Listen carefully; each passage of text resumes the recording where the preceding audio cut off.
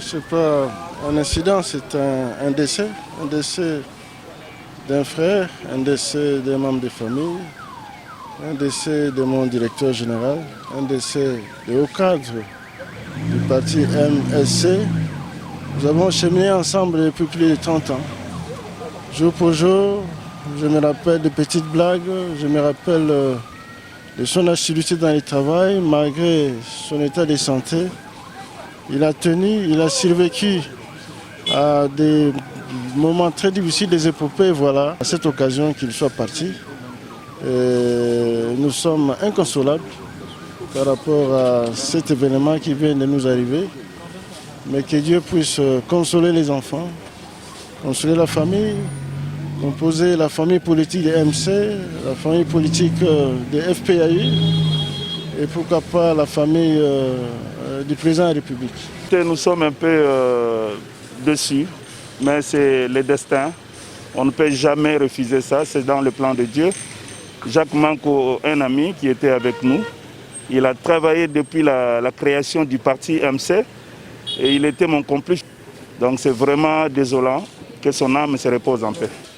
Oui, écoutez, moi je connais Jacques quand j'avais 24 ans. Aujourd'hui j'en ai 56, imaginez-vous, donc ça fait combien d'années Jacques, j'ai connu Jacques quand nous étions encore trop jeunes. Moi je travaillais dans une maison de production qui s'appelle Horizon Africain.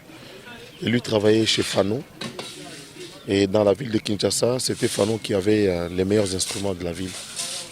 Donc nous allions solliciter, nous tous les producteurs, toutes les brasseries, on allait chercher les instruments chez Fano. Et celui qui gérait les instruments s'appelait Jacques. Et quand je suis allé le contacter pour la première fois, depuis ce temps-là, je me souviens, c'était au mois de juillet, fin juin, début juillet 1987, nous avons sympathisé depuis, nous ne sommes plus quittés. Nous ne savions même pas qu'est-ce que l'avenir nous réservait. Et voilà, nous sommes devenus ce que nous sommes devenus, nous avons gardé de très bons rapports. Il allait chez moi, j'allais chez lui. Et nous nous connaissons voilà, depuis tout ce temps. Moi, sa mort m'a bouleversé parce qu'il est mort très très vite. Parce que j'ai parlé avec lui il y a quelques 2 semaines et puis voilà, il est parti comme ça. Mais si je peux garder un bon souvenir, c'est un très grand courageux. On a perdu ce qu'on appelle en Lingala un Elombe. Un monsieur qui a su chercher l'argent depuis qu'il était jeune et partir comme ça en ce moment-ci, c'est très difficile. J'ai vu ces enfants, ils ne savent même pas le pleurer parce que le coronavirus nous empêche de nous approcher. Donc c'est très très très dur pour quelqu'un qui a beaucoup investi dans ses enfants, dans la vie, de finir la vie comme ça, de manière triste. Que Dieu ait son âme et que son âme repose en paix.